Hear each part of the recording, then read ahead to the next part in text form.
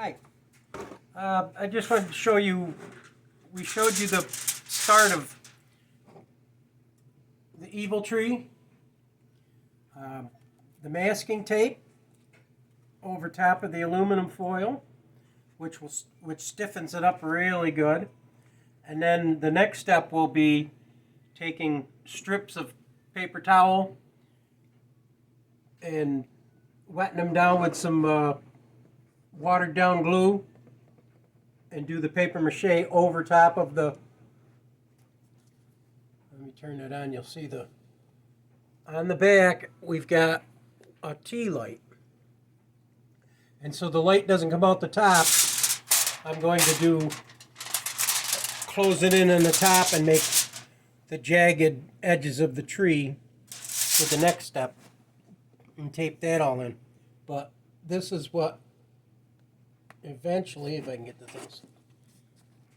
tea light out and start it up. There it goes. You can pull the light off ahead of your roof and you can see how. But what you'll do is you'll get some of that cellophane. You can either use clear, red, yellow, orange, and put it on the inside of the face so you don't see the aluminum foil. All you'll see is the cellophane. And then you can take your tea light and shut that off.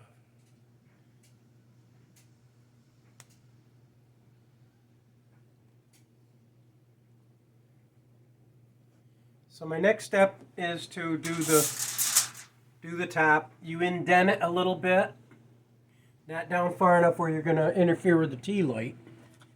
On the inside, down about ½ an inch. And you could use this for like a candy dish, or take some of the planter moss that you get at plant stores and that, and you know, put it on between the fingers or on the shoulders or wherever. Or you can just, after you're done painting it, you can do whatever you want with it. But I just thought it'd be a nice little Halloween decoration. I like the spooky tree. I thought that was really nice. It's got the little crooked mouth. And I put three fingers for each limb. And I know one's lower, but that's what trees are. They're not even. So if he has one lower, the limb is a little low. It looks a little more spookier. And after I get all the paper towel glued onto it, it'll really stiffen it up. It won't, and you can see it's not wiggly at all right now, just with the tape. So once the paper towel is on there and dried, it'll really be stiff. Then I'm going to paint it black, all black, and then dry brush it with 2 different color browns, a darker brown and a kind of a tan color. So you'll see with the paper towel, you don't want it to be smooth on there. As you can see, the tape makes it look like bark right now. But once you get the paper towel on there, it'll really look like bark. And then it'll look a lot better with the paper towel on there. But right now, we just wanted to show you step 2 on this. And you can cut the eyes and that out with, I used a little knife here with a pair of scissors to help. And I'm going to do the indentation with the choppy top on it before I do my paper towel. So this is just a little project. I did Ruthie's Christmas projects. I've been wanting to do this since Halloween. But we didn't have the material until about a week ago. I went and bought the material.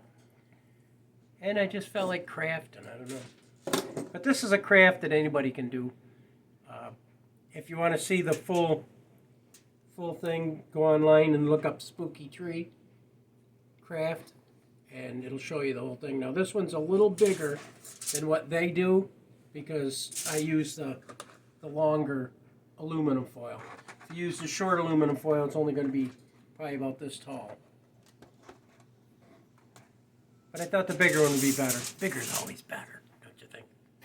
All right, this is Clay from Popel's Backyard Farm, and you too can do some crafting. Bye-bye.